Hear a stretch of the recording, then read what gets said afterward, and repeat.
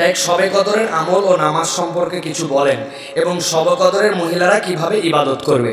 প্রিয় ভাইয়েরা, লাইলাতুল কদর এটা হচ্ছে মুসলিম জীবনের সবচেয়ে দামি একটা রাত।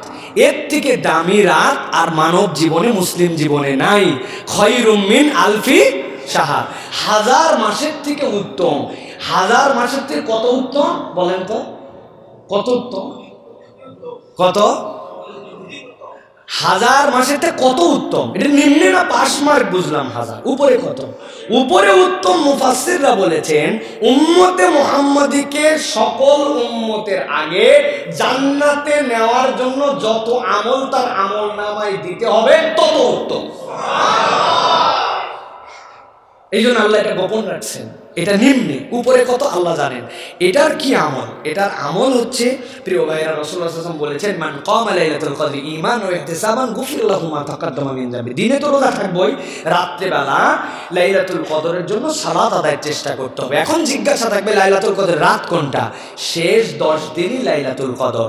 নবী বলছেন যদি না পারো তাহলে তোমাদের জন্য আশরুল আওয়াখিরের বাহিরে এই শেষ রজনীর বেজোর রাতগুলি তোমরা তালাশ করো।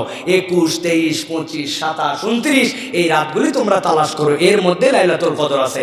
লাইলাতুল কদর মিস হবেই না, 100% এবার পাবেন। একটা আমল বলে দেব, পারবেন? বলবো? নবী করিম সাল্লাল্লাহু আলাইহি ওয়াসাল্লাম বলছেন লাইলাতুল কদর কোনোভাবেই মিস হবে না যদি কেউ ইতিকাফ করে। আমি তো 21, 23, 25-এ নাই, আমি তো রমজানের পুরো শেষ দশক আছি। আল্লাহ কিছু ইবাদত না দিলেও আমার ইতিকাফ হালতের ইবাদত আমাকে আপনাকে দিতে হবে। সুবহানাল্লাহ। অতএব এটা বিরাট বড়। আর প্রত্যেক দিন লাইলাতুল কদরের নিয়তে আমরা শেষ দশকে অন্তত পক্ষে 8 রাকাত সালাত আদায় করার চেষ্টা করব। 2-2-2 এটা হচ্ছে 1 নম্বর, মিস যাবে না। সেহরি খাওয়ার শেষ সময়ে একটু পানি খেয়ে সেহরি থাকবো, কিন্তু তারপরেও আমার জন্য মিস না হয় নামাজ। 2 নম্বর, লাইলাতুল কদরের নিয়তে প্রত্যেক রাত্রে কিছু না কিছু দান করব।